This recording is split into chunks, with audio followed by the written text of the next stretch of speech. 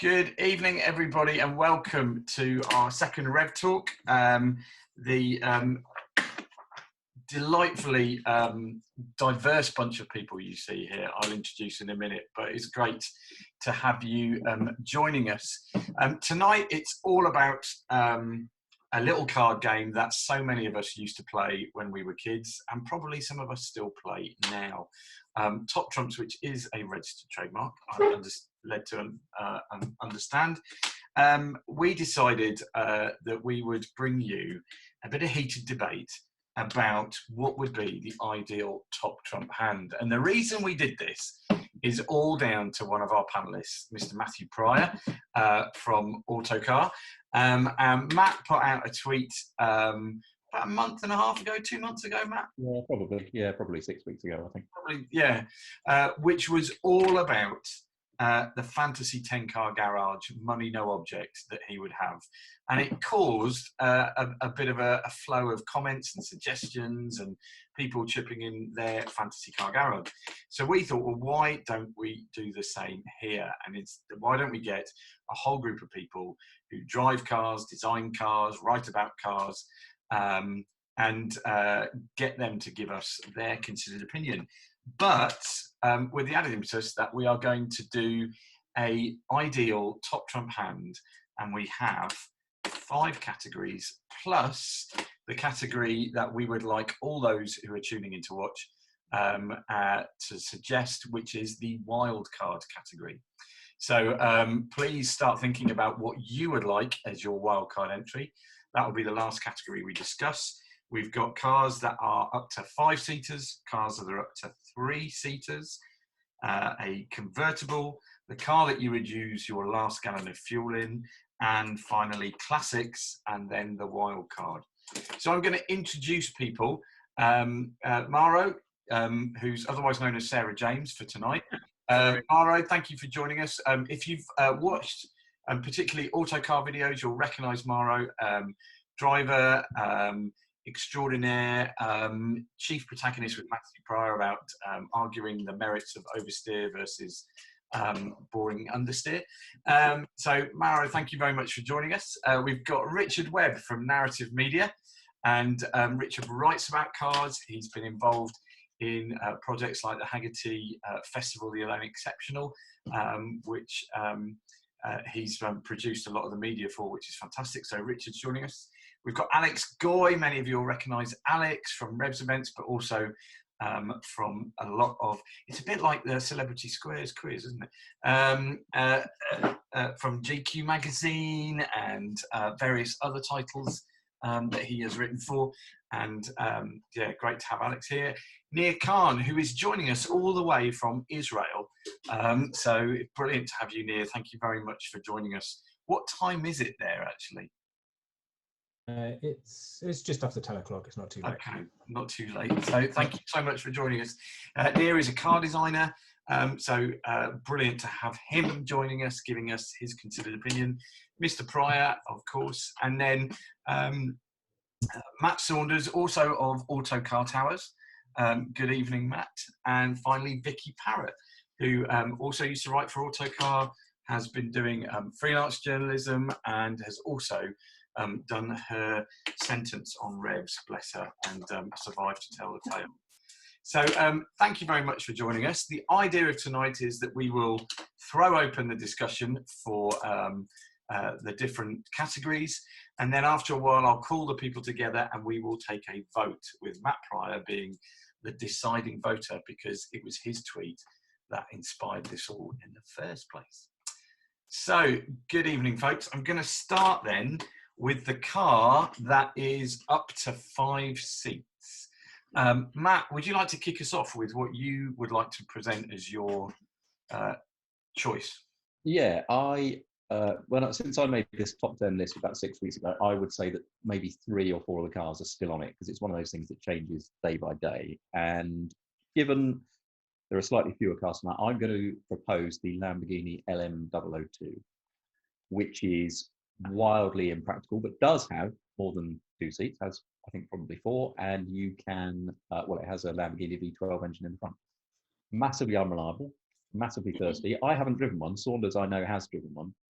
He found an owner who, in the sort of 3 minutes of the year that it was working, he drove it. I imagine it's terrible, but I don't know. With this few cars, you need something to tow, you need something to go anywhere, you need something to carry people around in. Imagine, mate, I can think of nothing. Everything that makes driving a sort of a Countach of the same vintage terrible. If you take all of those things and then just sort of transcribe them onto a larger, heavier, slower, generally more rubbish, kind of car, that really was a bit of an abomination, wasn't it? The thing I most remember about the 002 was that it tore my jeans, because everything sticks out on the 002, so you can't even sort of slide into the driver's seat without catching a pocket, or it's just kind of inherently nasty. So what I'm saying is everything about it is bad, but it's a Lamborghini. Exactly. And this morning I discovered, because I read it somewhere, that Lamborghini, because they make offshore powerboat racing engines, they made a V12 that was up to 9 litres, which is not the same as the road car engine, but it does fit. So I think an LM002 with a 9-litre powerboat derived engine, again, that is my nomination. I can't see how that could be topped. Okay, thank you very much. Anybody, anyone else want to kind of feedback on that before we go to perhaps Vicky's nomination? No, I was just going to say it's a good thing that's not the last gallon of fuel option, because it's not going to get very far. Wouldn't even get down the road. Vicky, what's your nomination for this category? Ooh, I'm going to go well, I'm really torn here because two cars immediately spring to mind. It's either a B7 Audi RS4 Avant, or possibly, and this might be a bit controversial, the current Mercedes G63 AMG, which is probably one of the most obnoxious and offensive cars on the road, but I absolutely love it. So, and I admire a lot about it. So, but I think I'm probably coming down with Audi RS4, the B7 RS4, because it's just one of those cars. I remember I drove it. It was on an autocar shoot down on Salisbury Plains, and I just remember it's very rare when you sort of get in a car and everything feels immediately right. Everything feels instantly where you want it to be, how you want it to be. It responds how you expect it to, and it just felt like somebody had made the car for me. And it's always sort of stuck in my memory for that. And like, it's one of the all-time great engines as well. So I'll go B7. Isn't it a bit, how can I put this? Slightly boring? No. Or just slightly too good for its own good? The thing is, the B7 was always it always stood out because it was better than all the previous, or all the succeeding RS4s as well. It was just the best handling of the RS4s. I mean, the later RS4s had more power and were more comfortable and easier to live with and all of that stuff. But the B7, it felt like kind of an Audi R8 in estate form. It was that kind of like remarkable. It was Audi RS absolutely getting it spot on. And so I wouldn't say it's boring at all. I think if you're a car geek, then you know that the B7 RS4 is properly amazing. So yeah. Lovely engine. I mean, I know it's not an LM002, and maybe I'm not playing top trumps right, but that's what I'd have for my 5-seat car. Okay, very good. Anybody want to kind of pitch in on the B7 before we move to the next person? How do you tell the difference between it and an A4? Sorry? How do you tell the difference between, it's like the same sausage but different length, isn't it? So the A4 Avant versus the A6, they look pretty similar, don't they? Well, in that era, the RS6 had the V10, didn't it? But I don't know. In that era, I think you could definitely tell the difference. They've got harder and harder to sell apart. I mean, it was quite a while ago now, and I think it was of a particularly golden era for RS, definitely. The B7, Audi does that, doesn't it? It comes out with a car that's just kind of completely head and shoulders above everything else they do, and then they go back to doing kind of the same. Often excellent, but perhaps not so memorable stuff. But yeah, the RS4 for me was pretty remarkable. But yes, I know what you mean. Agreed. No, I agree. Cracking car. Okay, so we've got the Lamborghini and the Audi. Let's go to Nir. Nir, your choice for the category, please. Well, when I originally answered the tweet, I didn't come up with a particularly eclectic group of 10 cars. I was looking at it as the 10 cars that I would really just want in my collection, rather than necessarily trying to think of, you know, fulfilling every possible need. And I've just looked down the list, and there's actually only one of them that has more than 3 seats. So this is the one that I'm going with. Okay. And it's the Alfa Giulia GTA, the original 105 Alfa Giulia. Now, if we want to ramp that up a little bit for the card pack, then we can go with the Alfaholics version, I guess. But in terms of desirability, I think that's always a hard thing to put your finger on somehow. But just something that just moves you and that makes you want it and makes you want to drive it. It's not necessarily going to be the quickest in a straight line or around a circuit or anywhere else, and it's not even necessarily the most beautiful. Oh, it's pretty. But I think it has a good package in terms of just overall all-round desirability. Okay. Anybody want to come in on that? Can you get 5 people in there? I assume you can get 5 people in there. It's certainly a 4-seater. It's not a 5-seater. You must have driven the alcoholics version, haven't you, Mara? I haven't actually. No, I've not driven it. I can't remember if it's still got. I can't remember if that version's still got rear seats. Yeah. That version probably doesn't have rear seats. So we'll have to go with the ordinary one, with the ordinary. Yeah, well, either or, close enough for me. Yeah. Okay. All right. Anybody else? Any thoughts on that one? We should say that those who are kind of tuning in and watching, please stick your comments in as well on any of these choices, whether you're a big Lambo 002 fan or not. But we'd love to hear it from you. So we're going standard 105 Giulia. I think we're going standard so we don't get disqualified by not having back seats. Yeah, that is the rule. Mr. Goy, good evening. Hello. Well, other than agreeing with Vicky, because I love a fast Audi for one, except she is wrong this evening, because the best car with lots of seats, it's fast, it's rare, it's desirable if you're a certain kind of nerd, and the Daily Mail and the House of Commons wanted to ban it. Lotus Carlton. Ooh. 178 or whatever mile an hour top speed, 0 to 60 in 5 and a bit. One was stolen in the 90s and the police couldn't catch it. The Crims got away with 20 grand's worth of tabs and booze because the police couldn't keep up with it. It's a stupid, stupid car, and it's brilliant, and everyone should have one. I think, well, there's no kind of, you're straight out with it. Brilliant. Anybody want to come back on the Lotus Carlton before we... I mean, I like the only time I ever encountered one of those on the road, it was when I was in school. I had a 1972 Mini at the time, and one pulled up next to me in the lights, and we were all, a bunch of sixth formers in the car, and I'm like, oh my god, that's a Lotus Carlton. And of course they weren't autocar readers like I was, and they were like, it's just a Vauxhall Carlton. I'm like, no, it's not, it's a Lotus Carlton. I was like, watch, and I just started revving the hell out of this 20-year-old Mini, and I was like, watch, and he absolutely floored it and disappeared over the horizon. And that's the only time I ever seen a Lotus Carlton on the road. Okay, Matt, what are you going to say as well?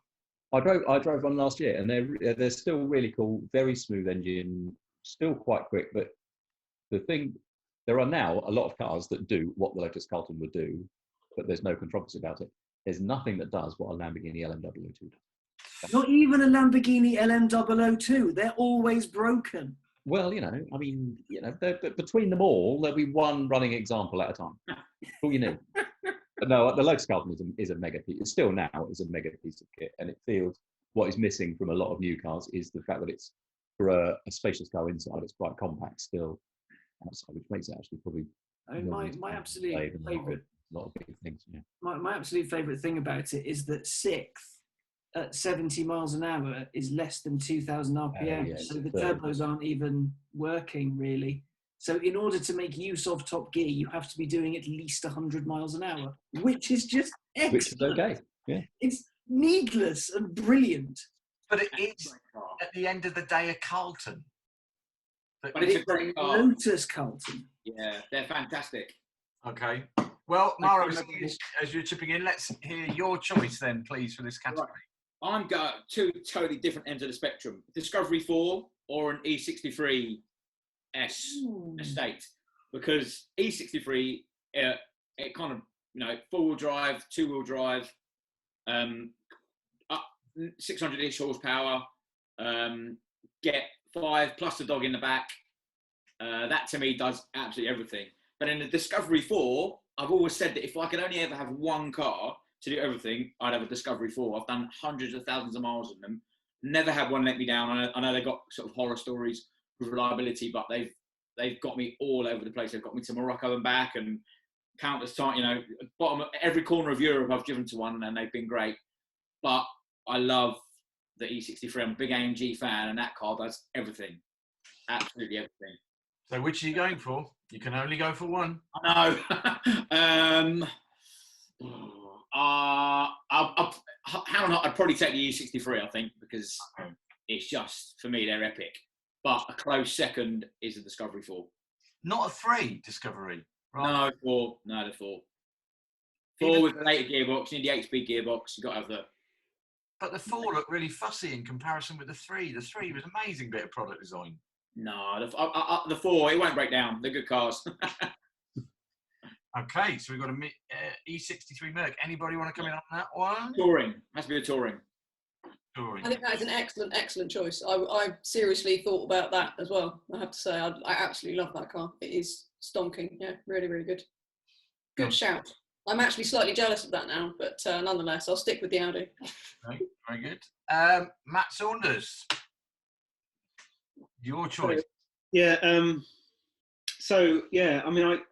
You can't help but go down the super saloon route, can you? Because it's just the obvious thing to do. And I'm a bit torn, to be honest. I've got a lot of love for the last XJR. I think it's just a really tactile, lovely car to drive, and a lot more sort of character and soul about it than a lot of modern equivalents have. But the correct answer to this question is a 2001 E39 M5, because it is the high watermark of the super saloon. It's the first M5 that got a V8. It's the last M5 that got a manual gearbox. It's the right size. It had the right amount of performance. It looked great. It sounded great. It didn't have too much grip. It wasn't overtired. It wasn't overcomplicated. It was analog. It was involving. It was. I don't think there's been a better, more complete super saloon since then. And yeah, there've been faster ones and more powerful ones, but they're just not. They just don't get to the essence of what a car like that has to do. I don't think quite as well. So that's what I'd have. Very good. Yes, that is out of all the cars that you've all mentioned. That's the only one I've actually driven, and it was rather nice actually, especially on those off silver alloys that they kind of had that slightly darker finish that looked really menacing, I thought. Anybody else on the M5? Hey. Loads of tech for the time, didn't they? I remember having one and it had a TV on board, which was really new. A screen that you could have TV on, but it disengaged when the handbrake was off. But if you pull the handbrake up one notch, that would be enough to not activate the handbrake, but to overcome the switch. So you could do 150 miles with the TV. 322 Range Rovers had the same thing. And so did the Rover 75 actually as well. The same thing. Yeah. I remember when that first came out, I did an autocar group test. We had the M5, an E55, and a Jag. It was an XJ of some description, and I was young and I felt well out of my depth in those three cars. And I love the M5. Was fantastic, but I felt well out of my depth driving those things. I really thought you were going to say you road tested the Rover 75 then. And I instantly kind of, brilliant, exciting. Richard, yes. Could we have your choice for this category, please? So I've been listening to all the expert opinions, and one of the glaring things about all of those choices, that none of them can adequately corner on 3 wheels. None of them have projector headlights that turn when the steering wheel turns. None of them could drive across a ploughed field, and none of them start in the day of the jackal. So I'm thinking that the only thing that would work is a Citroen DS. Probably a DS21 Palace in black with little gold chevrons. I think that is elegant, it's stylish. When you see one pull up, you think, who the heck is in that? It had a very agricultural engine, a bit ploddish, but what style? I mean, delicate little A-pillars, different track, front and rear. It's beautiful. It's the DS, it's a goddess. Oh, okay. Panel, what do we think to that choice? Lovely. I used to get dropped to school in one of my neighbours, one of my mates at primary school. His dad had one, and he used to take us to school in it occasionally. Very cool car. Mm. Yeah, if we had a category for sort of design significance, you know, or something more eloquent than that, then yeah, it ought to be in it. So I'm glad you suggested it. Yeah, and there is a serious point of all these super saloons and everything. There's only so fast you can go. So, which is exactly why you should have a B7 RS4, which you're going to find is fun and entertaining, even at normal road speeds. Yeah, or a Lamborghini which will never reach normal road. Exactly. I think the question is in 50 years. So in 50 years' time, which of these German super saloons is going to be on somebody's list? Whereas the DS will. Oh, good point there. That's a you've thrown, yeah, very good point. Okay, I think we're ready to vote on this then. Okay, so I've listed all the cars here, and we'll take a tally of the votes, and then Mr. Pry will get the deciding vote. Although I dread to think that that might end up being the Lamborghini, but there we go. Here we go. So the Lamborghini 002, the votes for that, please. Well, that's just amazing, isn't it? What a stonking level of nil point. Nil point. It's clear, we obviously can't vote for our own cars here, can we? We can't vote for our own No, we can't vote for our own cars. No. I'm disappointed in all of you, I won't lie. I thought I'd say that. Okay. The Audi RS4 B7. Ooh. Nil point. Disappointed. Disappointed. The Alfa Romeo 105 Giulia. Oh, Richard Webb goes for it. So we've got one. The Lotus Carlton. I know I've got one in the comments. I can see one in the comments. They're all the worst people in the world. You know, it's the right answer. You're the fastest window salesman in the West Midlands.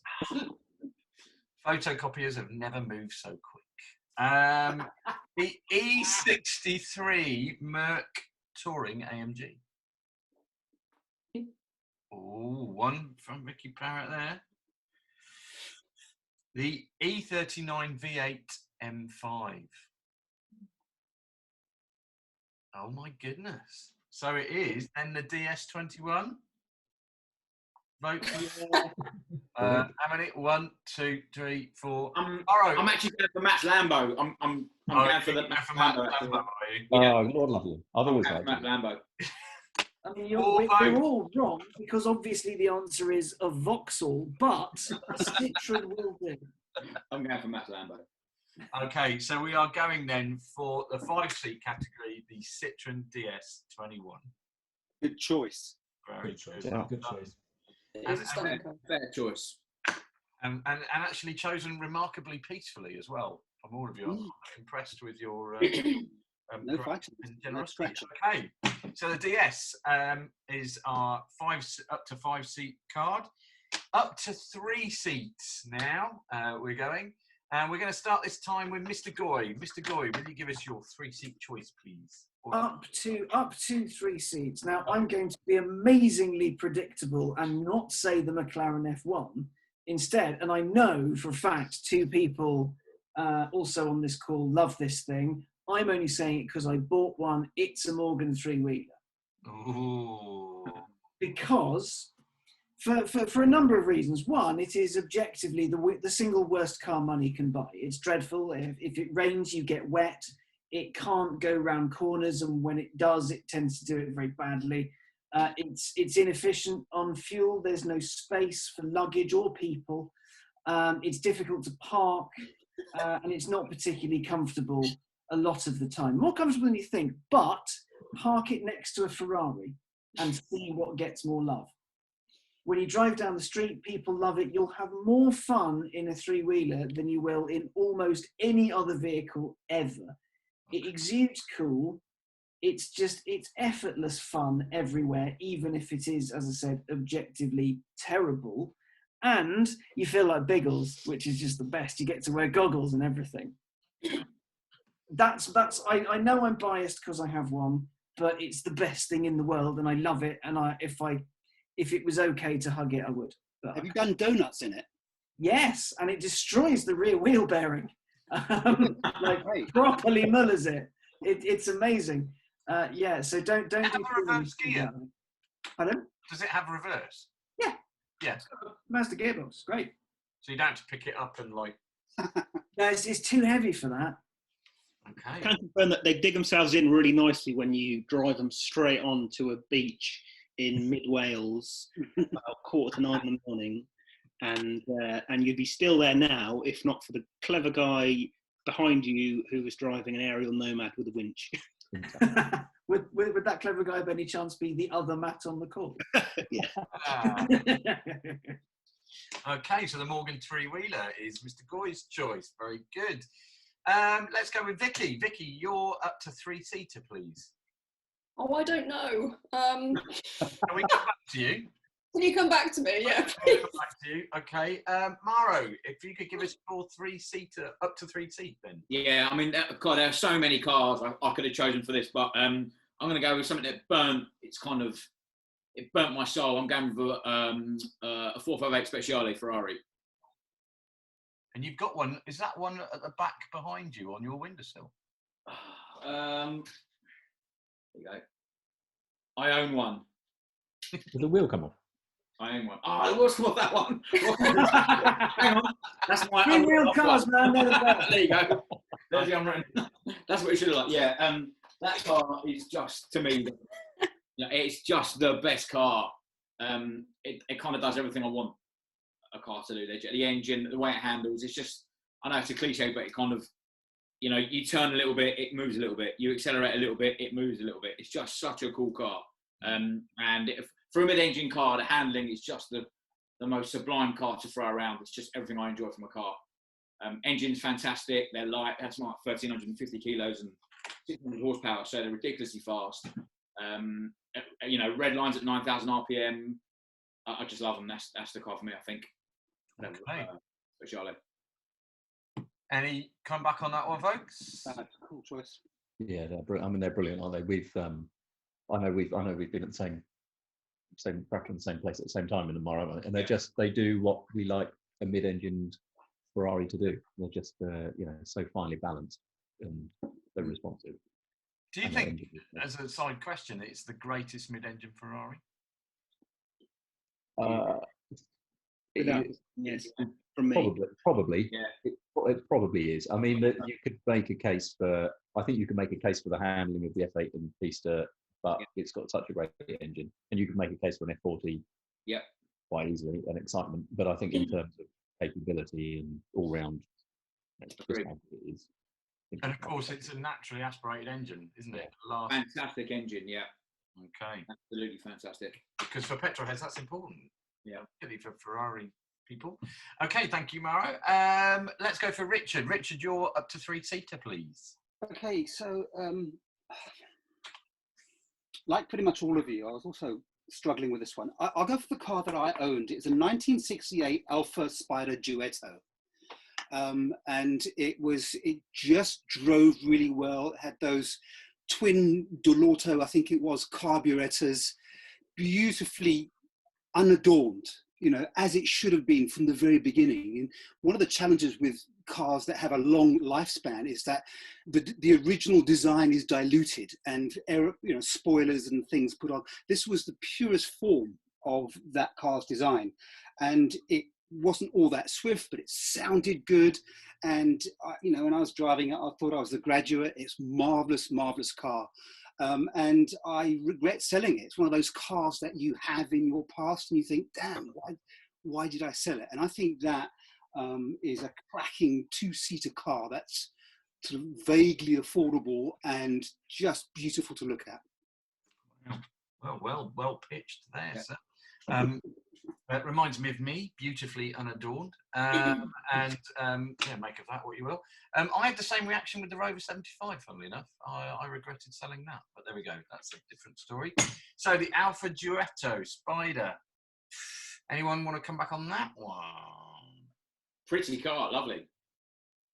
Beautiful looking thing. Mm. You're going for the whole classic vibe in your top trumps pack, aren't you? Really? That's what I've got, I'm afraid, but you know. Okay, brilliant. Matt Saunders.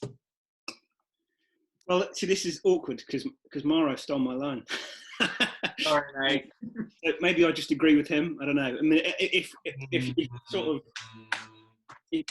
my next would have been probably a 911. Sadly, it would have been a 991 911R, which does have two seats, I think, because they took the back seats out of that. But yeah, just the best sort of fast 911 I think I've driven ever, and you know, just because it had. These are all very modern cars, aren't they? You know, I suppose you're talking to kind of mostly, you know, serving current motoring journalists, and all of our reference points are modern cars, so it's going to skew all this a bit. But yeah, I think well, just the makeup of it, you know, an engine from a GT3 RS, manual gearbox instead of the paddle shift the GT3 at the time had. It was sort of labelled as cynical at the time because it was like Porsche had sort of stage managed it all, and they'd gone, right, all these saps will buy a GT3 to begin with, and then we'll rinse them, and then we'll get them to all come back and buy another 911. But it was just brilliant. You know, we had one a couple of years ago. Well, we had one when it was new for our big sports car test of the year, and then we had one back a couple of years ago for a big anniversary, and we had a new 992 there as well. And for me, it was just in a different class for driver involvement and all of that. And yeah, so if I can't have a Speciale, I'll have a 911R. Okay, 911R it is. Thank you very much. Darn it, knew that there'd be a 911 there somewhere. Anyway, never mind. For those that wonder why I'm anti-911, I'm not. I've just never driven one, and everybody else keeps going on about how great they are. And yeah, I think I moved one off a driveway once, but I don't think that qualifies as really having driven one. Nir, would you like to give us your choice, please? Yeah, this is really hard because, I mean, as I said before, the whole of the rest of my list was two-seat sports cars, mostly mid-engine two-seat sports cars. And I feel sad for all the ones that I'm not going to mention. Especially sad for the Dino, which I adore, but I'm going to pass over the Dino. And I'm going to go for the Lancia Stratos. Again, just going on pure feeling and on pure desirability, and oh my god, it was a concept car, and they built it and they took it rallying. And no, it's not going to be a knockout on pretty much any of the categories on that card. There's always going to be something else that's faster or lower or more powerful or whatever. But I saw a couple of years ago a late night airport trip. I'd landed in either Prague or Warsaw, I can't even remember anymore. Late night taxi drive, very tired, heading for the hotel, half asleep, and all of a sudden we went past this little showroom, and there was just this light like a halo, and there was a Stratos there, and I just had this feeling go right through me, like, wow, like that. It's like it just dropped out of space there, and it's just such a special car. So again, I don't know on what category it's going to win anything, but on pure specialness and desirability, fancy Stratos. There is somebody on the REVS community who owns a, I say a kit car. That's probably doing it a vast injustice because it's properly engineered. It's got an Alfa Romeo V6 in it. They took me to the to Coventry train station in it from Bicester, and just sitting in that, and then being driven along it and watching people's reactions to this wedge just kind of coming up behind them and then just giving it full bore. A stunning thing. And I know it's not a real Lancia Stratos, but my goodness, I did feel like a co-driver for just a little bit. An incredible thing.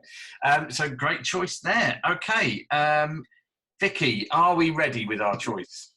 Yeah, go on then. I've got to make it at some point, haven't I? But I mean, as everybody said, this is literally, I mean, like, I've no idea. I mean, I'm changing my mind every 30 seconds here. It's insane. But I'm going to go for, I'm going to go for the Alphaholics, the GCA, because I just think it's, I don't know. I look at it and I just think it's everything, isn't it? Because it's modern, but it's a classic, and it's got the right brake horsepower per ton to be fun at normal road speeds, and it sounds incredible, and it's one of the prettiest cars ever invented, and it's just, yeah, I mean, you would use it every day, all day, and it would just be everything. And yeah, but I mean, I'm absolutely gutted for I've got more than 10 cars just for this category. It's just, I mean, I've got everything from 6R4s to Shelby Cobras to the GTR to a Caterham and Alpine, like literally. But I think I'm going to go Alphaholics GTA because it's GTA. If I won the lottery, I think I'm increasingly obsessed with that car. Yeah, I just love it. So yeah. And how much is a new GTAR if you spec it, if you build it from scratch? Well, the Alphaholics one's about 200, isn't it? 220, something like that. Okay. Yeah. I think. Yeah. I haven't looked because I really can't afford it. So I mean, you know, it's kind of, I haven't been specking one up. 200? What? That's ridiculous. I think you can make it. I think you can make it smart with a story if you really try. If you go for lots of carbon hybrids, but it's beautifully done. And I mean, I'm guessing if you stick it on Steelies, it gets more expensive. Probably. I reckon they could probably charge more for it, given how much people want it. And I mean, look at what people pay for Singer 911s and all of that stuff, because you're getting an iconic classic car, but with all of the goodness of modern engineering, still with the heart of the original. And it's just like, you're getting Trigger's broom, but for 200 grand. It's not Trigger's broom, is it though? It's just better than ever. So how much is a Singer? Where do they start at? I mean, 400? I think it's more, yeah. We're talking nearly a million, aren't we? I think it's half a million, aren't they?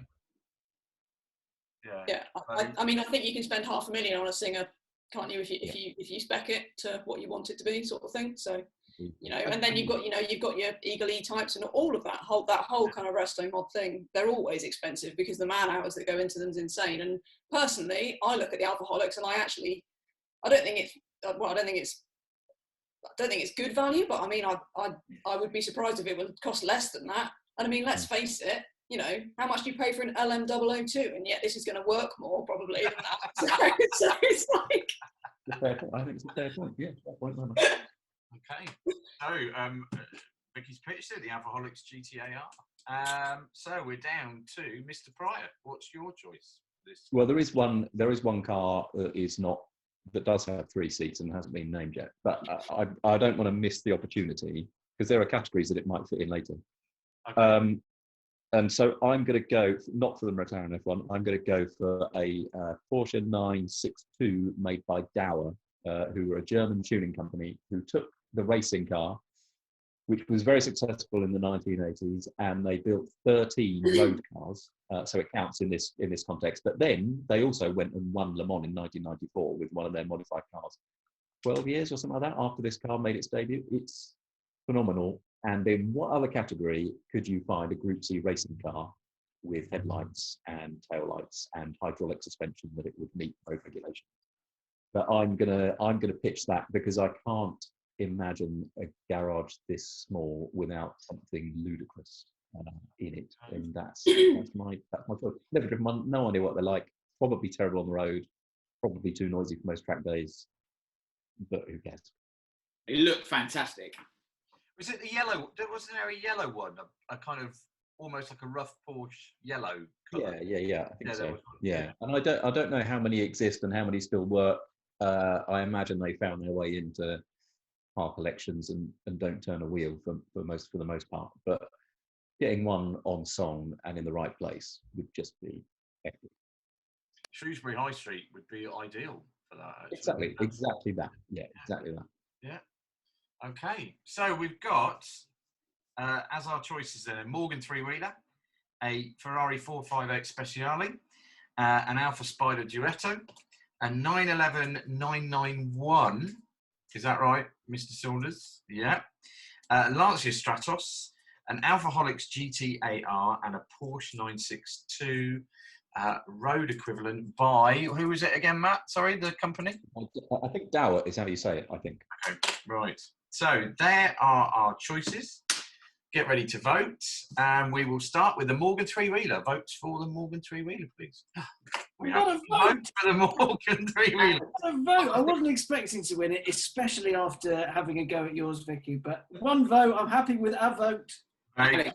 I think I had my worst drive ever in a Morgan three-wheeler. I'm sorry, mate. Literally the worst driving experience of my life. Oh, mate, mine nearly killed me last summer. Yeah. I aquaplaned. I was 45 degrees off and looked right, and there was a Jaguar XF, and thought, this is how I die. But when I got home, I was still really happy. Yeah, I would put my own money into a Morgan three-wheeler. I absolutely love them. I would, but I know they're terrible in any objective standards. But I would one day. I hope to own one, at least for a period of time. Whether I'll keep it forever or not is another question. But I would like to have one for a while. But you wouldn't vote for it now. So good, so good. I wouldn't vote for it now. So Vicky is Sorry. on Alex's Christmas card list. Ferrari 458 Speciale. Mr. Saunders, only the one vote though. Ooh, okay. Alfa Spider Duetto. That's disappointing. Oh, that to happen. The 911 991. Ooh, 2 votes. Okay. The Lancia Stratos. 1 vote from Vicky. I met a bloke in a pub in Lambourne once who said that he owned an actual original Lancia Stratos, but I can't verify this. So it's like he was quite old and quite eccentric and seemed to have a lot of money, so he may well have done. But I remember that. That was in the yeah. Was that in the pub on the yes on the McLaren? Yeah, his name. That was when we had the 458 and the McLaren, wasn't it? Yeah. His name will come to me. He raced in one or a couple of F1 non-championship races back in the day, and he's very wealthy, and he owns a lot of vintage aeroplanes and a lot of cars. Yes, he sold he had a 250 GTO or something that he sold and bought a load of industrial estates with and made loads more money with, or something like that. Yeah, that's right. Because vintage aeroplanes, they're cheap, aren't they? Yes, exactly. Yeah, no, he's very. I forget his name, but he's really. I remember googling him not long ago, and he's very well respected still. I think in the vintage. Well, if he ever wants to let me drive his Stratos, then I will tell everybody how well respected he is. It's fine. That's okay. Quite happily fly his Mustang. Yeah, and Spitfire. Obviously not at the same time. The Alfaholics GTAR. 2 votes. This is going to the wire. The Porsche 962.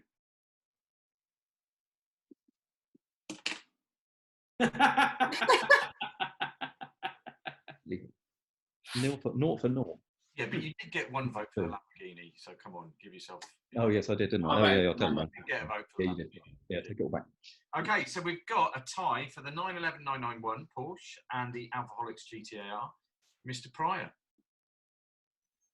That's really hard actually, because no list should really be without a 911. But I agree with Vicky. One of the first phone calls I would make if my numbers came in would be to Alfaholics. So I would pick the GTAR.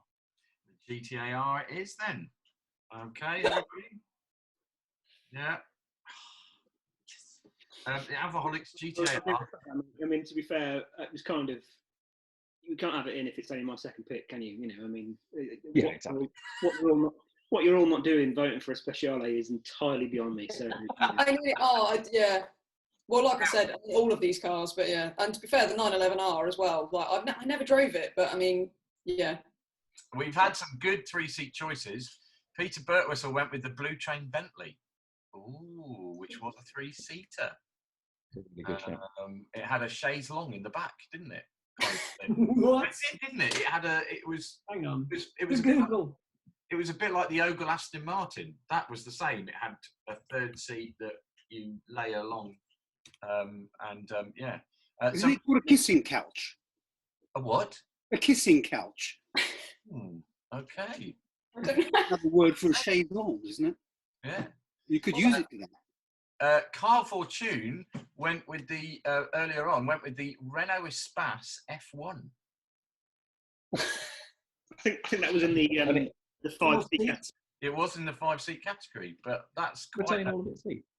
That's. I mean, that would be quite something, wouldn't it? Yeah, wouldn't it? You know what? By the way, I will raise you your Bugatti, a Daihatsu Materia, which had rear seats that said specifically you could drop them so that you could make a full-size bed in the back of the car.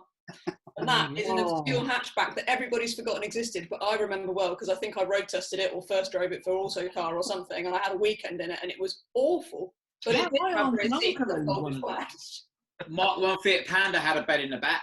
On the Really? the back seat. Mark 1 Fiat Panda. Great car.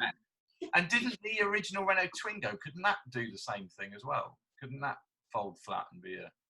I think you might be right. Yeah. It also had blue ventilation switches. But there we go. Okay, so brilliant. We've got 2 of our hand. Okay, our next category is convertibles. Convertibles is our next category. Please, as I say, if you're tuning in, give us your suggestions too. And of course, please start telling us what your wildcard entries are. If you could put wildcard in front of your entry, then we'll know which ones you want in that category. So convertibles, Vicky Parrott, I think we'll start with you, mate. You're just picking on me now, aren't you? This is ridiculous. No, I delayed it, and you know. Okay, I've got 2 here that I've been debating between. They're complete opposites. I've got a Rolls-Royce Phantom Drophead Coupe or a Caterham. But I think I'm going to go for the Rolls-Royce because Autocar ran one, and it was just one of the most memorable cars I've driven, and I think I just loved everything about it. I loved the attention-seekingness of it. I loved the way it drove. I loved the look of it.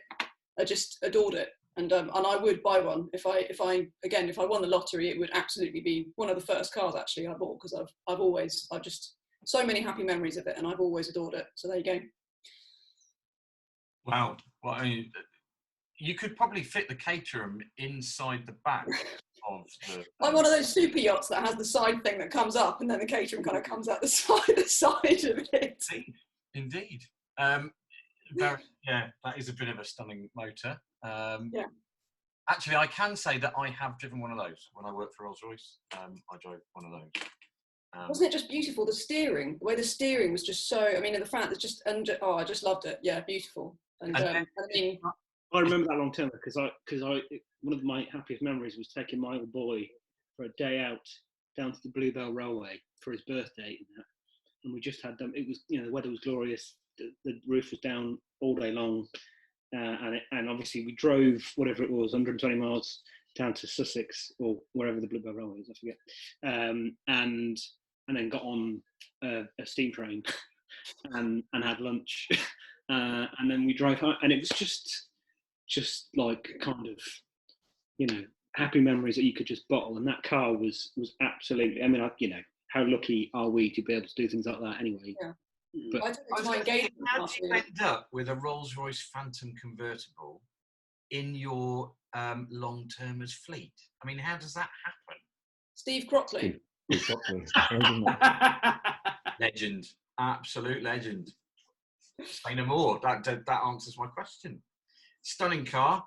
It's the only car that I know of where there are an option for 2 different thicknesses of steering wheel.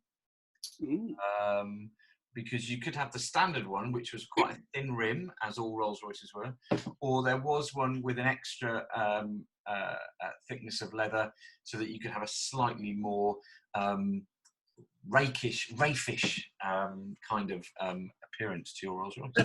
The German spec Lego hands steering wheel, by any chance? The BMW M steering wheel. Yeah, no, it is an incredible car. And actually, I remember being in because I worked in bespoke design and working on various ideas for individualized veneered covers for the wooden deck at the back. And to see the wood guys at Goodwood working on those and making them your kind of ropey sketch a reality was just incredible. So yeah, very nice. Okay, thank you very much, Vicky. Nir, let's have your convertible, please. I'm tempted to give a second opportunity to the Boattail Spider, but to break with all the Italianness, which my list has a lot of, I'm going to go with the Lotus Elan, obviously the original Lotus Elan. In terms of, again, a car that I haven't driven and I would desperately love to, but in terms of purity and lightweight and everything, all that Lotusness, Lotus Elan. If we're going to be specific, I guess one of the later ones after they'd sorted some of the stuff out, maybe an S4 or whatever, but just as long as it's an original 60s Lotus Elan. Very good. Okay, thank you very much. Mr. Goy, your convertible, please. My convertible, I was thinking long and hard about this. I was thinking, oh, what about a C-Type or a D-Type or something like that, because they're technically convertibles, they're race cars. But actually, I have chosen the answer to every forum "what should I buy" question ever. I'm just about to have a child. What should I buy? I need to move my entire house. What should I buy? I want something fun for the weekend. I commute 200 miles in. What should I buy? It is a Mazda MX-5. Ah. And you'll be glad to know that Mr. Peter Birtwistle, former Director of Design Europe at Mazda, has gone with that as well. He put Excellent. MX-5, so you're in good company. MX-5. I mean, yeah, they are the seminal sports car, really, aren't they? You know, quite incredible. And I have to say that the latest version kind of harks back to the Mark 1, doesn't it? It's that small, you know, nimble. Yeah. I'd plump for the Mark 1. Didn't the Unos come into the UK with a limited slip diff and lots of jazziness that everyone really likes? But either way, the Mark 1 is just the coolest thing ever. Okay, brilliant. Great stuff. Thank you very much. Richard, your convertible choice, please. So I was trying not to be predictable, but hang on a minute. This year's the 60th anniversary of what car? What car? The magazine? No. Wow, excellent. More than that. The Jaguar Mach 1 E-Type, the 1961 original. I mean, let's be fair, that any list of great stuff, it should have that in it. I know it's entirely predictable, but, you know, like a British Racing Green, early E-Type, don't care about flat 4 or whatever it is, 3 wipers. It is just such a beautiful, beautiful motor car. And to pay homage to that in the 60th anniversary, I mean, what a beautiful car. Yeah, so I submit to you that should be your convertible of choice. That should be our convertible of choice. Even if the wheels are too narrow in the body. And the rear brakes like to go on fire. Says the man who chose the Lotus Carlton. The brakes on the Carlton just don't work. Okay, the Jaguar E-Type convertible.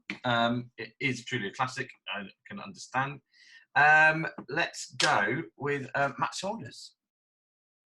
Yeah, so, I mean, if you're going to have a sort of an open top al fresco, open to the elements driving experience, you really might as well commit to it, you know? And, you know, you don't need a windscreen, you don't need panels, you don't need any of this. You know what I'm going to say? You're going with a Sinclair SP5, aren't you? You need an aerial atom, but the question is, which one do you need? So should we just devote an extra hour now to deciding which atom we should have? Because I'm not sure. It's either it's either a V8 or it's a 3.5R or it's the new one before, and I'm not really sure which. I think if you put a sort of a gun to my head, I would probably have a 3.5R. Even though I have had more fun in a 4, I suspect if I went back to a 3.5R now and bothered to set the driving position just right, knowing what I know now, I think I would probably enjoy a 3.5R more. So that's what I do, because you can just sit there. The essence of an open, of an open top driving experience is letting the outside world in and seeing what's around you and being able to position the car that bit more freely, because you can just, you just sort of hyper aware of where you are, and there's nothing that does that. It's just nothing. Would you not go for a Nomad? Oh, I love the Nomad, but I think not. I think I actually, it's very hard, because there's just, you would enjoy. Should we go and put the kettle on and come back when you're? Is there an element of having a Nomad over a regular car? Is like having the Nomad is like having a dive watch that can go down to 6,000 meters and then go, oh, but I can wear it in the shower. It's needless. You don't need to drive across the wilds of Twickenham to get to work. Says the man that owns a Morgan three-wheeler that a Nomad is true. That is true. Yeah, but at least I don't. A Nomad implies that you need to cross fields to get somewhere or climb mountains. But then you can have fun on the road, or you can just go on a field or a whatever track and just go absolutely nuts in it, and it's amazing. But it's still his choice. A Morgan three-wheeler also implies you can have a dogfight on the way to wherever you're going. Frequently do. I think if we, Matt, your choice, Nomad or Atom? No, it's an Atom, because I live too far from Afra and Sweet Lamb and all that. There isn't enough marginal return in a Nomad for me, I'm afraid. It would have to be an Atom. Have you ever ordered drive-through though in an Atom? No, never have. No. Because you'd need to get out, wouldn't you, to be able to?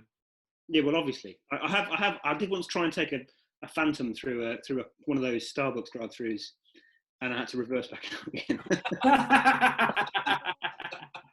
Okay, so the aerial Atom is 3.5R, 3.5, 3.5. Yeah. Okay. Maro, could we have your convertible choice? Yeah, well, for me, I think unless you go down a route Stormy's gone with a dedicated kind of built from the ground up without a roof, so few convertible cars drive as good as their hard top. Unless you got something like a carbon tub, like one of the crazy fast McLarens, take the roof off of the carbon tub, they're brilliant. But in a convertible, I kind of like to just relax, see and be seen. So I'd go with the 198. I'd go 300 SL. Really cool thing. They look beautiful. They're just good to go slow in. And to be honest, when I'm in a convertible, that's what I like to do. Just take it easy. I think they're lovely things to drive. I've had some great experiences in them. Yeah, that's where I'm going. 198, is that Vicky's one? No, it's way before. It's is it the Goldwing without the? It's much Goldwing without the doors. Yeah. Yeah. Yeah, they are pretty cool. I have driven one of those in red, and it is just beautiful, as you say. It's like a whole experience of and I got lost around Palmer weirdly in it, and it was just incredible. Yeah, so it's a good choice. It is one of the most beautiful convertibles as well, I think. And you get round the problem with the Gullwing, don't you? Which is that it was get pretty steamy inside. And I'm not talking with Sophia Loren, but generally it would, because the windows were pretty poor, weren't they? Yeah, but it's just an automotive work of art. They're just gorgeous. Things to look at. Even if I could never drive it, I'd have it as on a plinth in my garden. I think they're beautiful things. Does the steering wheel still collapse in order for you to be able to get in, or is it? No, it did on the Gullwing. I'm not sure if it does on the convertible version. I don't know if it did. Okay. Thank you very much. And finally, Mr. Pryor.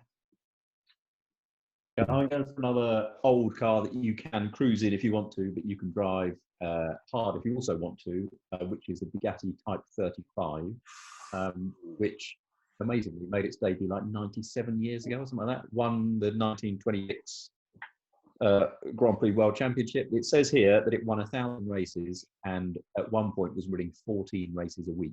And the fact that you can still see them, go to Goodwood and see people driving them and enjoying them is just sensational. That is pretty cool. I think Matt's dropped out for a second. He was so enthused by the energy Type 35 gave off, his internet just exploded. Do you know, the night that I was made a priest, and you have like a big service in the church, one of the congregation took me to said service with my robes on in his Bugatti Type 35 replica. And it was it had proper Bugatti engine, the lot, and he took me to the service in the Bugatti Type 35. Very cool. We parked next to the bishop, and the bishop looked really hacked off because he arrived in his 1.6 Focus. And I arrived in this Bugatti Type 35. So there we go. Anyway, great choice.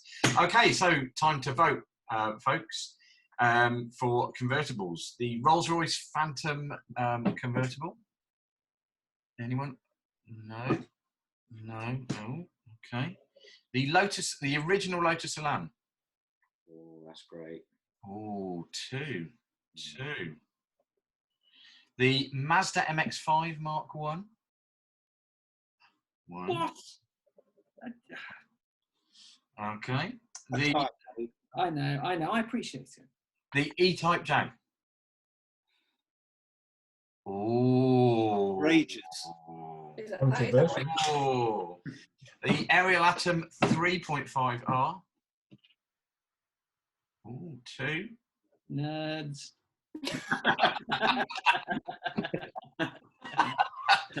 The Mercedes 300 SL. Oh, Mr. Pryor. Hey, Adam, I think the internet cut out when you said the E-Type. Do you want to run that again? No, it's all right. I think we're gonna. But thank you anyway. And finally, the Bugatti Type 35. Yeah. Okay. So again, we have a tie between the Ariel Atom 3.5R and the original Lotus Elan. Mr. Pryor. I have not driven an original Lotus Elan, but last time I spoke to Gordon Murray, he said it had the best steering of any car he'd ever driven. I'm going for that. Okay, so the winner is the Lotus Elan, original Elan. Brilliant. We had some great Morgan Aero Super Sports was one. The Morgan three-wheeler that got a nod. And there was a question about whether we took Targas, which could be a category in itself again. Oh, yeah. Well, that surely would be the 911 category. Yeah. I had an X19. I'm not letting the X19 out of that. I think the rest of us might, though. Right. Okay. So we are coming up to our last two categories. We're going to call this one the last gallon of fuel category. So this is what you would have with your last gallon of fuel. Obviously, a Lambo will get approximately 300 yards on that gallon, but what a 300 yards that would be.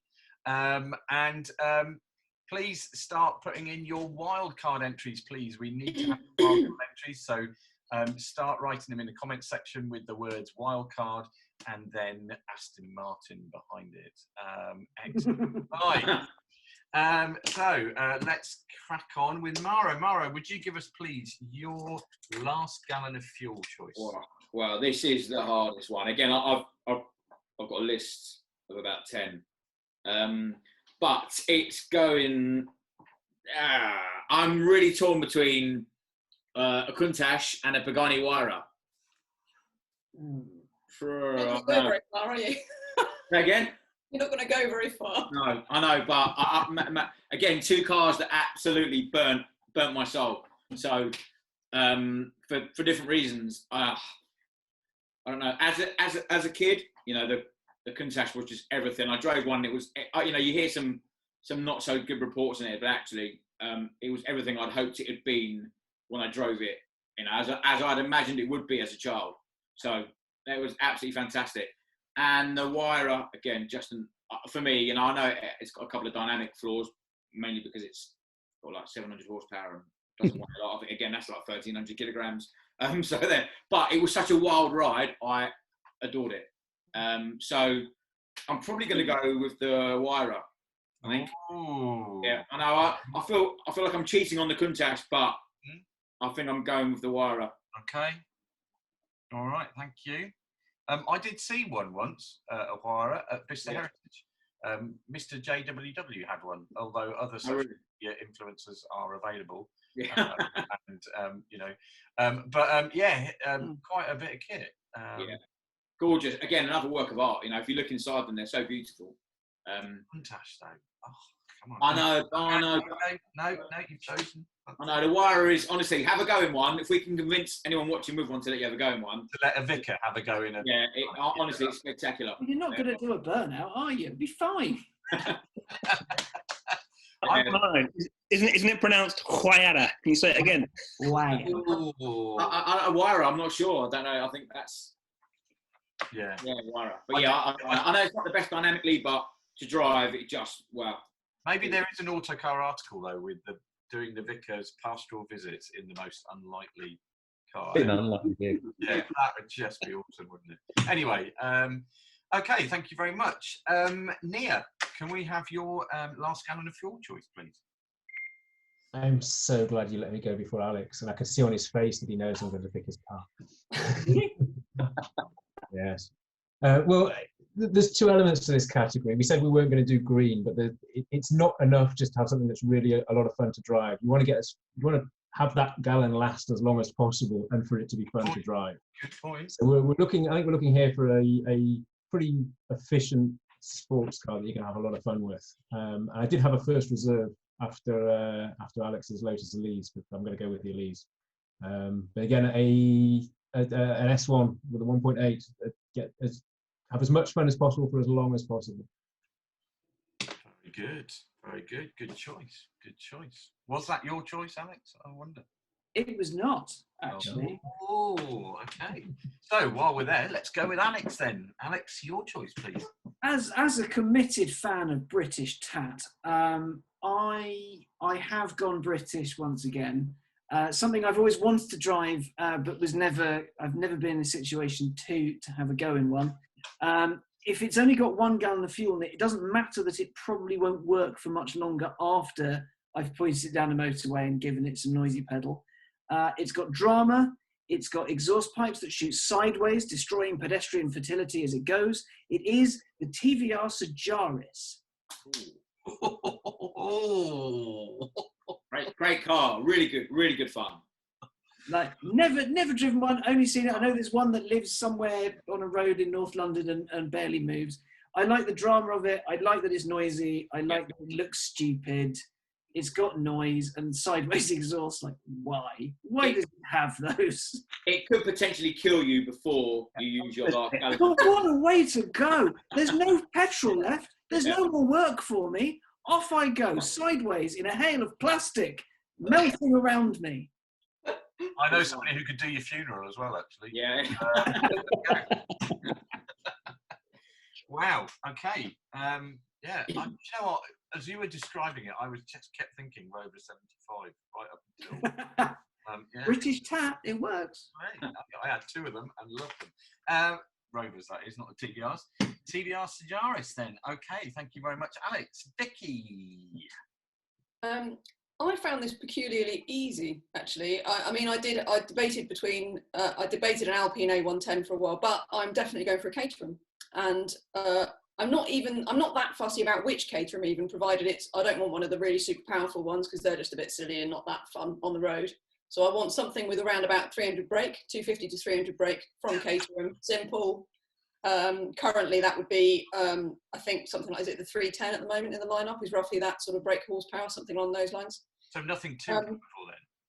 No, I wouldn't want the most powerful ones. No, I want a mid-range Caterham. I want it with sort of road biased suspension, narrow body, but Yeah, and honestly, I would be happy with that, because when I think about, I remember Andrew Frankel writing in all the Autocar when he was road test editor, and he always wrote in the handling day, it was like, you know, the Caterham was kind of in a class of its own, because that's kind of the car that always set the benchmark. They were, you know, that was a Caterham handles as a Caterham does, and nothing that's not a Caterham will ever beat it, sort of thing. And I sort of agree, really. I think I've had many of my happiest moments on the road in Caterhams.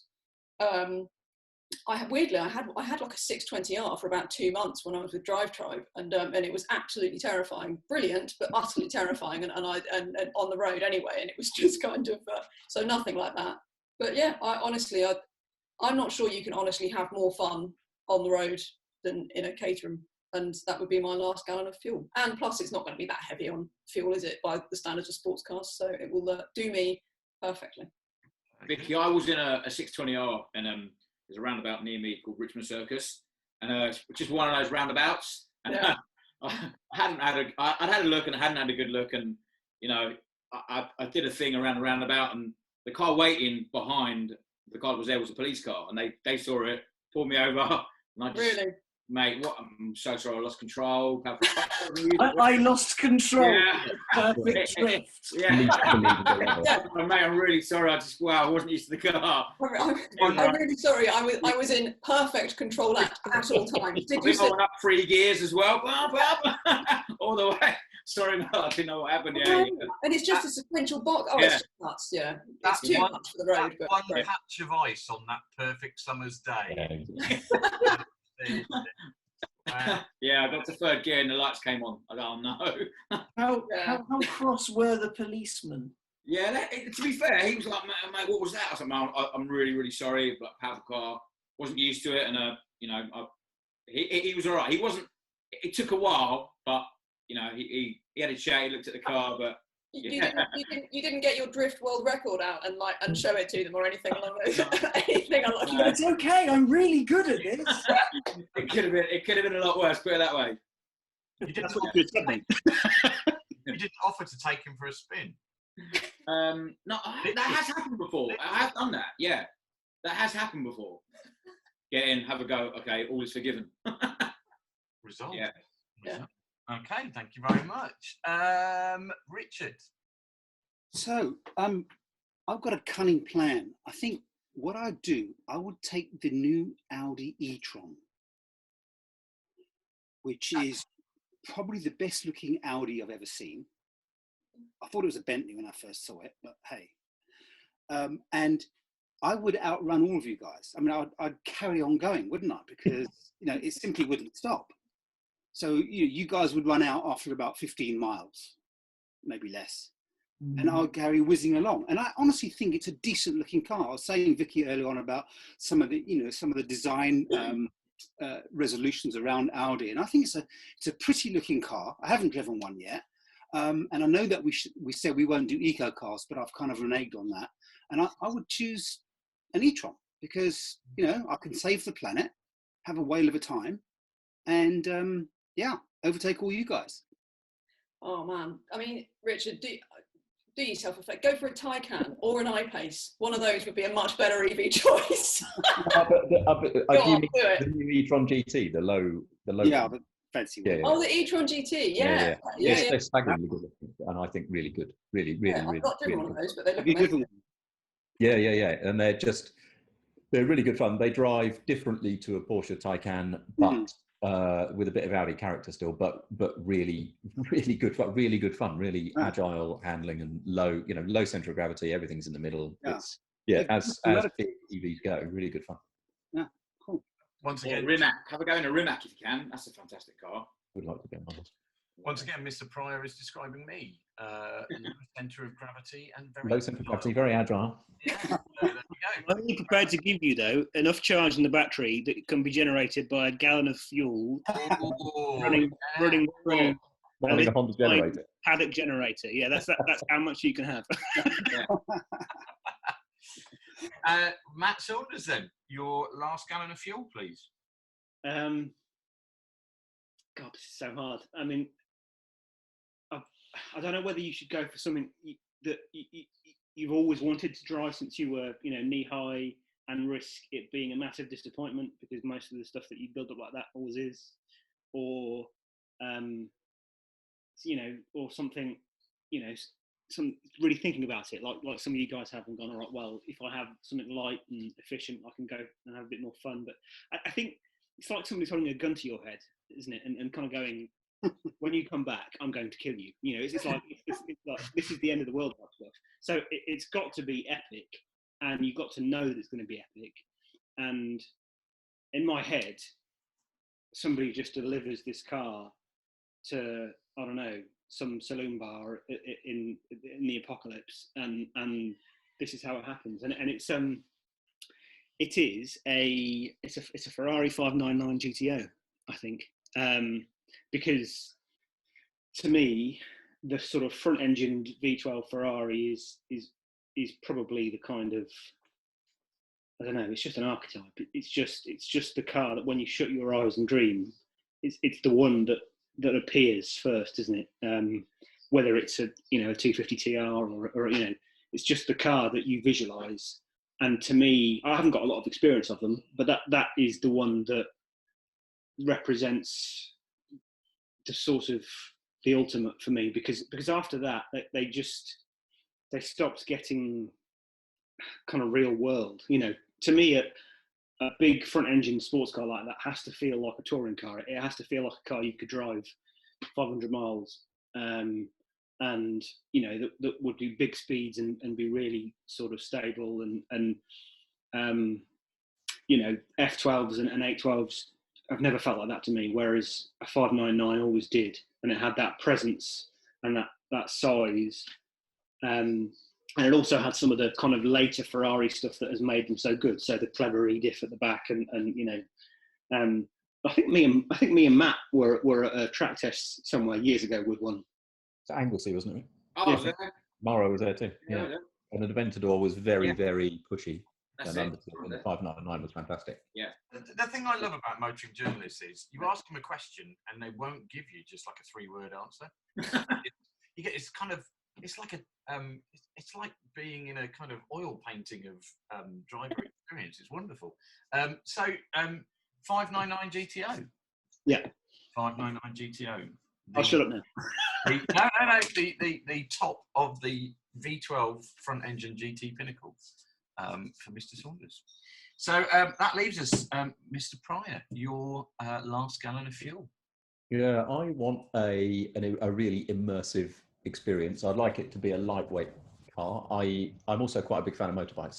So if it's the last gallon of fuel I'll ever have, presumably it would encompass a bit of both. So yeah, I'm going for a light car company Rocket, which is full-on single-seater style driving experience, designed and engineered by Gordon Murray and Chris Craft. And I've never driven one.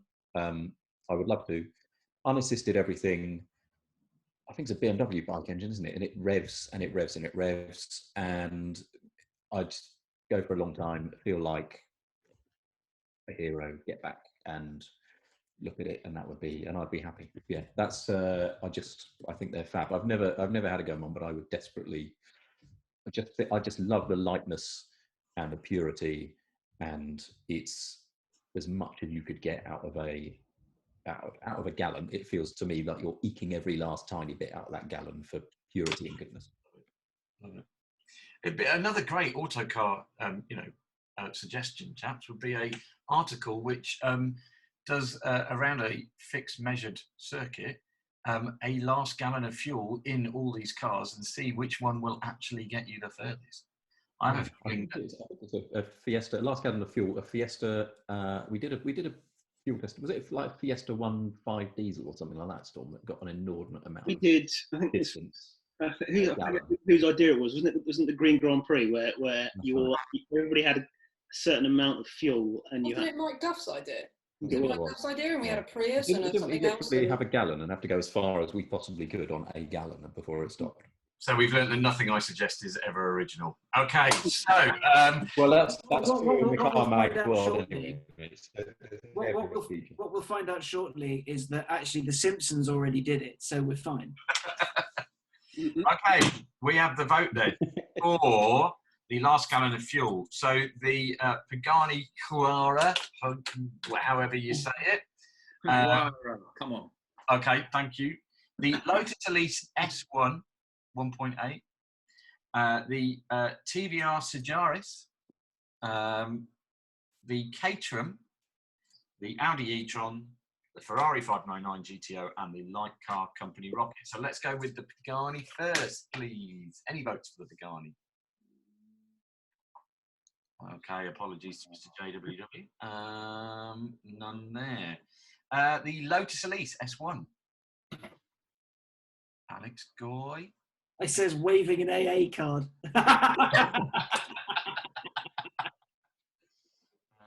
Okay, the TVR. Oh, you're all rubbish. The Caterham 7. Oh, Nir goes to the Caterham. That was my backup plan if Alex went first. Oh, was that a vote for the Caterham, Matt? Yes, it was. Yes. Okay, so yes, 2 yes. for Caterham. The Audi e-tron. Okay. The Ferrari 599 GTO. Oh, 3. Ooh. How many? My word. 3. And the Light Car Company Rocket. 1. So, ladies and gentlemen, it is the Ferrari 599 GTO, which is in that category. And our final category is classics.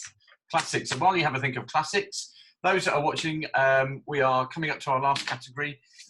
If you are still with us, and thank you for being with us, please now get your wildcard in. We've got 2 wildcard entries thus far, and I've got a third because I'm going to have a go.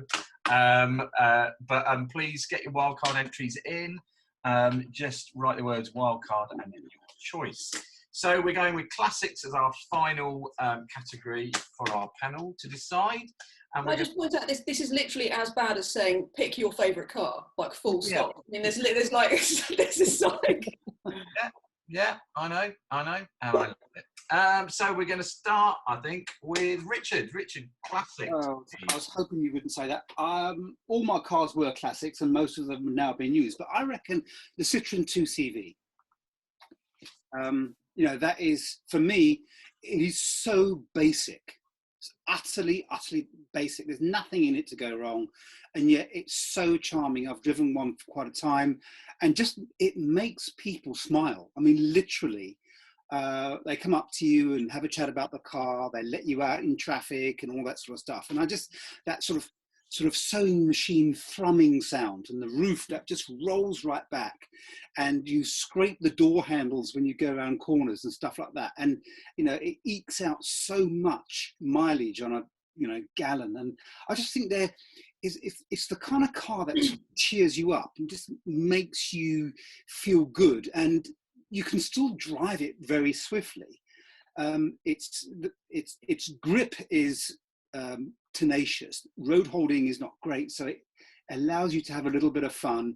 It teaches you roadcraft in a way that you've got to anticipate overtaking. You've got to anticipate what you're doing. And I just find the whole experience wrapped up in a classic car that's affordable. That gets my vote. Okay, thank you very much, Citroen 2CV. And hopefully you will have your basket of eggs on the passenger seat. Yeah. Maro, can we have your classic? Yeah, classic. It's a hard one because how do we go classic? You know, that's a tricky one. What do we I'm struggling to define how new can we go as a classic. Well, bearing in mind that we go now up to kind of early 90s with classic. Yeah, I'm gonna go with the Lamborghini Countach then. I had to get it in. Okay, there's my classic. I'm going Countach. And which Countach are you going for? I'd go for an anniversary. I love big wings. The bigger, the badder, the better. Yep. Okay. Yep. I'm going for everything on it. Okay. The full 25th anniversary. Magnolia leather and yeah. Absolutely. White on the outside. With red on the inside. It can only be. Thank you. And That old adage of money not guaranteeing taste is alive. Okay, Matt Saunders, could you give us your convertible, please? Your classic. Classic. I'll be honest here, possibly brutally. So I've always been a bit turned off by the sort of slightly exclusive, sniffy, kind of car club, classic car culture that you can find. Not always, but you it depends on the car. But that impulse kind of attracts me irresistibly to the sort of working class hero factor here. So it's a Ford GT40. It's that whole Ford v Ferrari thing. I haven't watched Le Mans '66. I've read all of the bile about it. I'm not going to bother. Don't need to. I mean, I drove one. I've actually driven a couple. I think Ford have got certainly they had a couple on their heritage fleet, which if you're very good, you can sort of ask them for a go in for a very good reason. So I've driven a couple, and they just have incredible presence and sense of occasion about them, and you feel like you're driving a piece of history. Like nothing I've ever felt in anything. I don't think. And yeah, they're incredible cars. So if I could have anything, and presumably I can, making a bit of a liberty here, but yeah, I'll have a GT40, please. Hey, a GT40 it is. Thank you very much. And we're going to go to Vicky.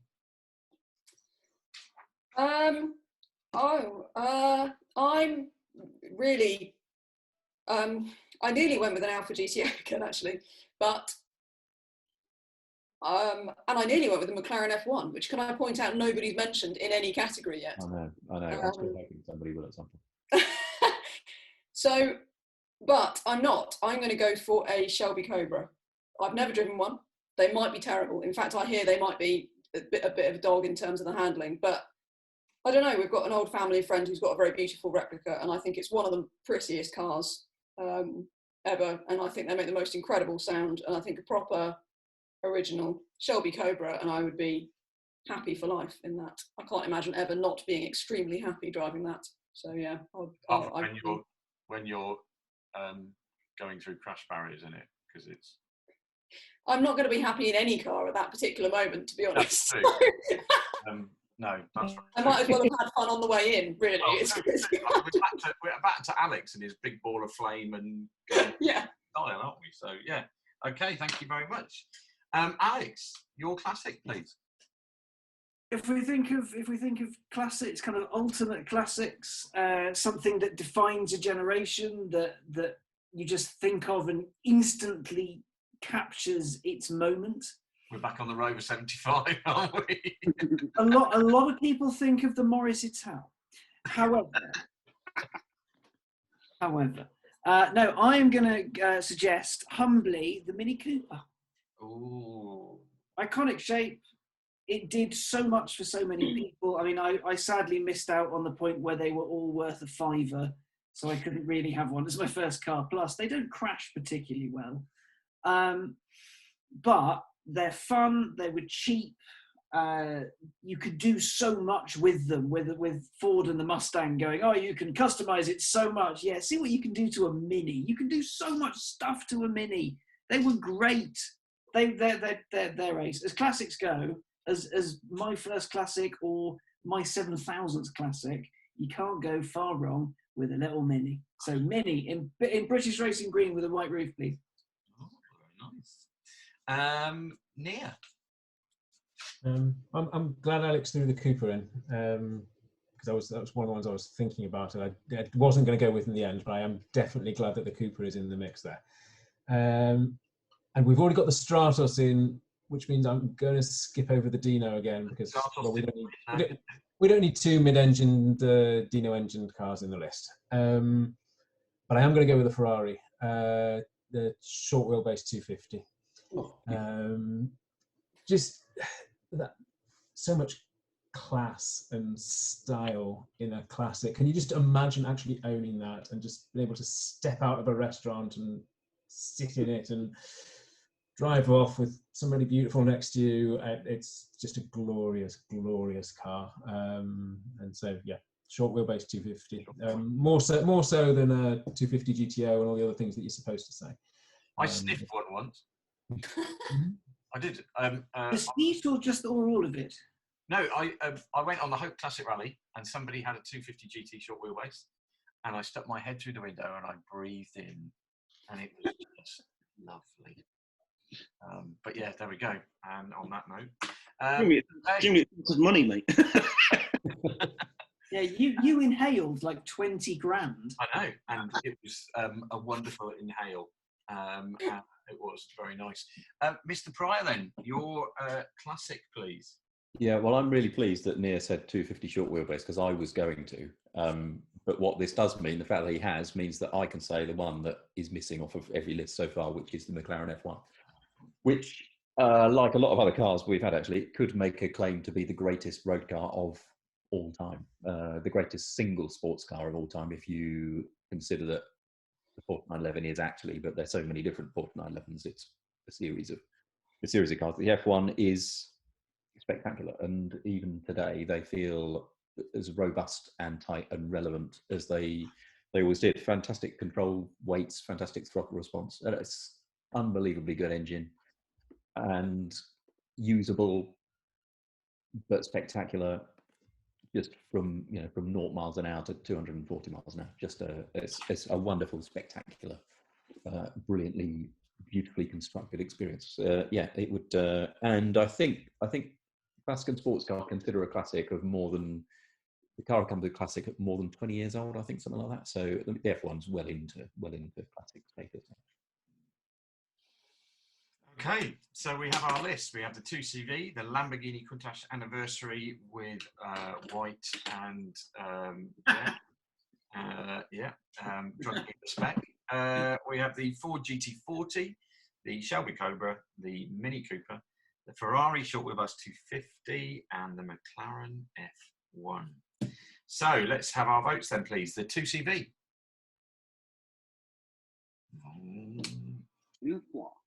Nil point. The Lamborghini with accessory mobile phone and Filofax. Yes, thank you, Matthew. I'll go for that. I would personally go for a slightly earlier one, but yeah, I get it. I get it. Thank you, Matthew. Hey. The Ford GT40. Ooh, 2 for the GT40. The Shelby Cobra. Okay, the Mini Cooper.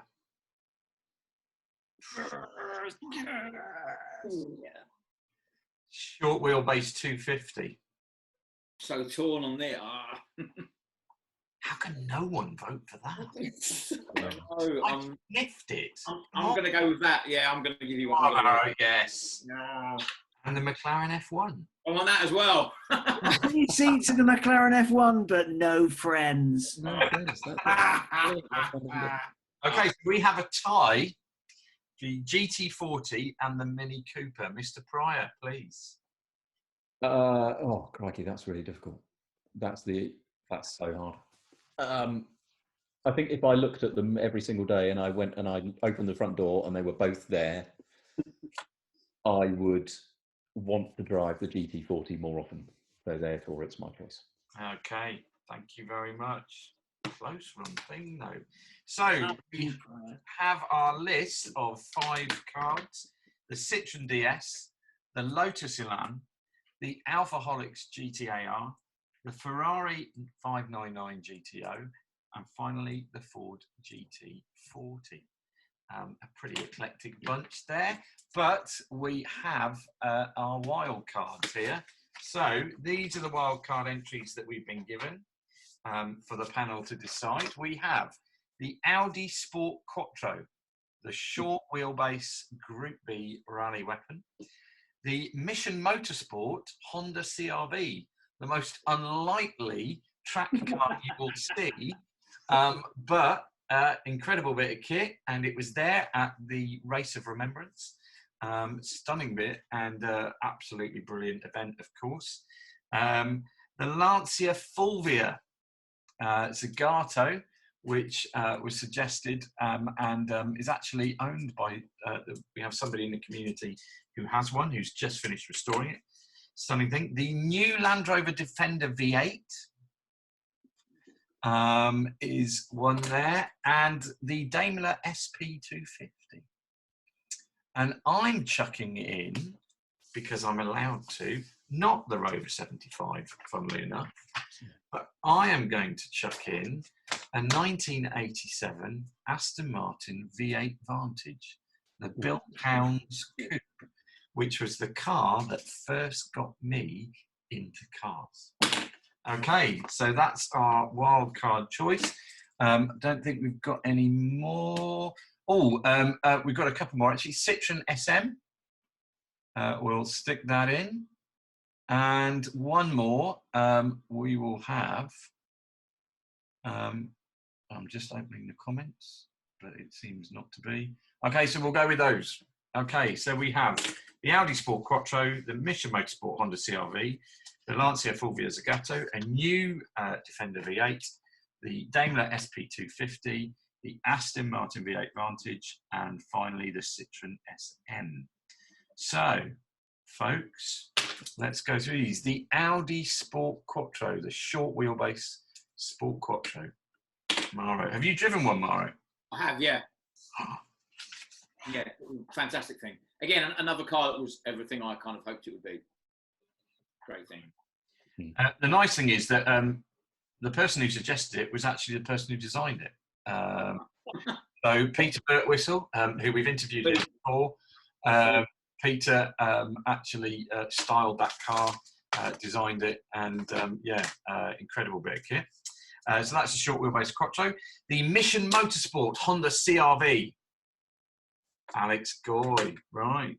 The only race I've ever competed in is the Mission Motorsport Race of Remembrance in that car. And I believe I'm the only person in Race Remembrance history to have been, well, attempted to have been flagged in by having a prosthetic leg waved at me because I wasn't paying attention. And if you haven't, for those that are watching, if you haven't heard about the Race of Remembrance, please check it out, Mission Motorsport's website. It's just the most amazing, humbling, challenging event out. And to stand in that pit lane in the Race of Remembrance and to say the minute silence is just something not to be missed, really. So there, we've got the Honda CR-V, the Lancia Fulvia Zagato. Oh, Nir. I was going to say designer's choice. Designer's choice. Well, there's an SM there as well. Oh, yeah, that's true. Okay, the new Defender V8. Oh, Richard Webb. Okay. This is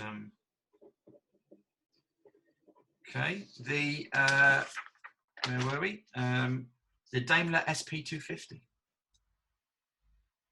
Okay. The Aston Martin V8 Vantage, 1987.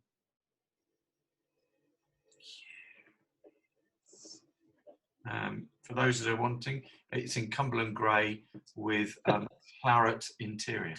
So yes, there we go. And finally, the Citroen SM. Ooh, one. So we have our final list of cards. Our top trump, Hand of Destiny, the Citroen DS, the Lotus Elan, the Alphaholics GTAR, the Ferrari 599 GTO, the Ford GT40, and the Aston Martin V8 Vantage. Thank you so much. I'm sorry, folks, we've kept you for over an hour and a half. But we want to announce just one thing before we go. The whole idea of this was obviously to have some fun, to involve everybody in some good conversation. But it leads us on very nicely to the fact that we are launching, thanks to Richard and Narrative Media, we are going to be launching our own pack of Rev Trump cards, which will be for sale at the princely sum, we think, of around £5 for a pack of REVTRUMP cards.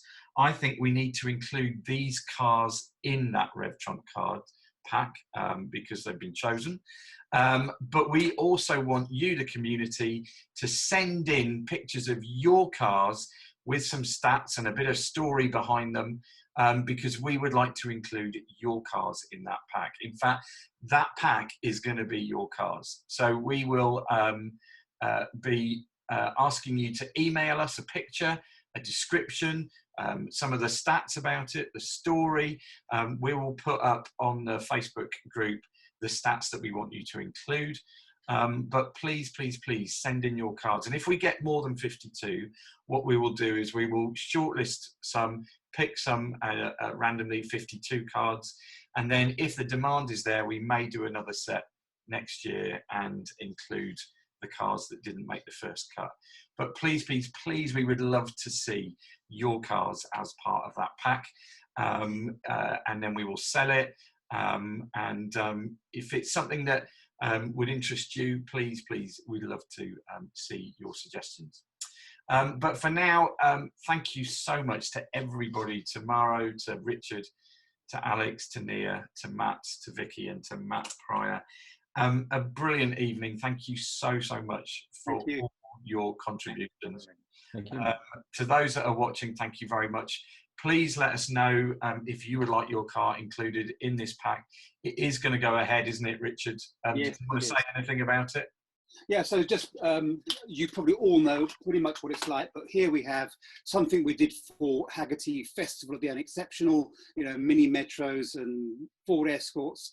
The plan is that every car, every one of your cars has a heartfelt story behind it, and to capture your story on and immortalize it in effect on a pack of cars like this, it's great fun, and also encourages some of a younger community to get involved in motor cars. So yep, we'll put up something on Facebook and on my website, narrativemedia.uk. There'll be a database that you can upload your content, upload an image, but in due course, Adam will announce when that happens. But we're looking forward to it. Thank you.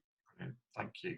And we will include, as I say, we'll include these 6 choices. I think in the pack would be a good thing to do. Presumably we'll all be uploading our cars as well, right? I mean, Oh yeah. Oh yeah, yeah. You can put your cars in. It's fine. Yeah. I'll dream up some wonderful stats about the beaten up family Mazda CX-5 that you'll all love to read about. Did you know that a Morgan three-wheeler can do 280 miles an hour? Yours can, over Dover Cliffs. Do you know that a Rover 75 CDTI Tourer in Bordeaux Red can have a BHP of 6,000? So there we go. Yeah, that's the tuning pack that you could buy. So folks, thank you very much.